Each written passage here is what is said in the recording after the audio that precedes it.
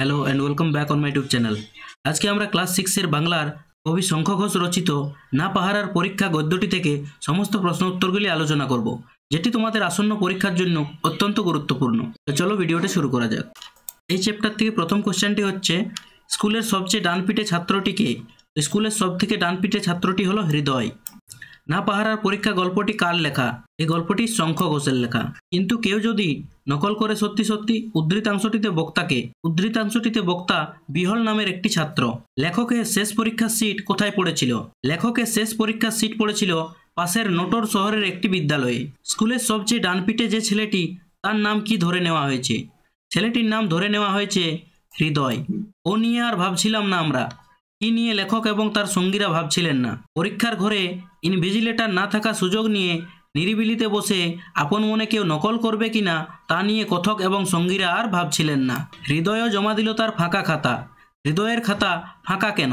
হৃদয় পড়াশোনা করে আসেনি, কিন্তু পরীক্ষার হলে মাস্টারমশাইদের গার্ড হিসেবে না থাকার সিদ্ধান্তকে সম্মান জানিয়ে ছাত্রদের প্রতি তার বিশ্বাসকে মর্যাদা দিয়ে সে নকলও করেনি, তাই তার খাতা ফাঁকা। ধরা যাক হৃদয় তার নাম। কোন গদ্যাংশ থেকে উদ্ধৃতাংশটি নেওয়া হয়েছে? গল্পের লেখকের নাম কি? উদ্ধৃতাংশটি না পাহারার পরীক্ষা গদ্যাংশ থেকে নেওয়া হয়েছে এবং এই গদ্যের লেখকের নাম শঙ্খ ঘোষ। সেই শূন্য খাতায় সেদিন হয়ে উঠল হেডমাস্টার মশাইয়ের মস্ত এক জয়তিলক। প্রসঙ্গটির তাৎপর্য বুঝিয়ে দাও। লেখকের সঙ্গে হৃদয় নামের একটি ছেলে পড়ত। সে ছিল অত্যন্ত চঞ্চল স্বভাবের, দুরন্ত প্রকৃতির। যখন নিয়ম হয় যে পরীক্ষা হলে পাহারা দিতে কোনো শিক্ষক উপস্থিত থাকবেন না, ছাত্ররা নিজেরাই পরীক্ষা দেবে, তখন সকলে ধরে নেয় হৃদয় নিশ্চিত নকল করবে। কিন্তু সবাইকে ভুল প্রমাণ করে সে কোনো কিছু না লিখে ফাঁকা খাতা জমা দেয়, তবুও নকল করে না। বিষয়ের পরীক্ষায় অনুত্তীর্ণ হলেও সততার পরীক্ষায় হৃদয় সম্মানের সঙ্গে সেদিন উত্তীর্ণ হয়েছিল। এই কারণেই হেডমাস্টার মশাইয়ের গৌরব বেড়েছিল। এরকম করে ভাবিনি বটে আগে। কোন কথা কিভাবে ভাবা হয়নি। লেখক ছেলেবেলায় যে স্কুলে পড়তেন সেখানকার হেডমাস্টার মশাই একদিন জানান, পরীক্ষার সময় শিক্ষকদের গার্ড দেওয়ার ব্যবস্থাটি ছাত্রদের পক্ষে অত্যন্ত অপমানকর ও লজ্জাজনক। পরীক্ষা দেওয়া এবং পরীক্ষা নেওয়া মোটেই চোর পুলিশের খেলা নয়। সেই কারণে পরীক্ষার সময় শিক্ষক পাহারা দিলে প্রমাণিত হয় যে শিক্ষার্থীরা সকলেই অসৎ।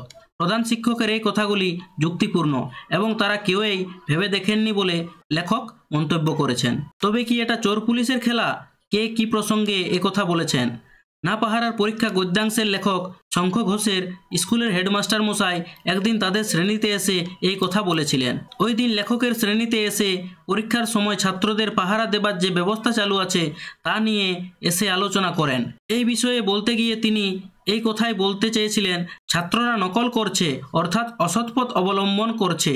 শিক্ষকের সম্পর্ক কখনোই চোর পুলিশের সম্পর্ক নয়। এই ছিল আজকের কবি শঙ্খ ঘোষ রচিত না পাহারার পরীক্ষা গদ্যাংশ থেকে সমস্ত প্রশ্ন উত্তর। আশা করি ভিডিওটা তোমাদের ভালো লেগেছে। ভিডিও ভালো লেগে থাকলে কমেন্টের মাধ্যমে তোমরা আমাকে নিশ্চয়ই জানিও। সাথে সাথে আর কোন কোন বিষয় নিয়ে তোমরা ভিডিও চাও সেটাও নিশ্চয়ই আমাকে কমেন্টের মাধ্যমে জানিও। See you in my next video. Till then, thank you for watching.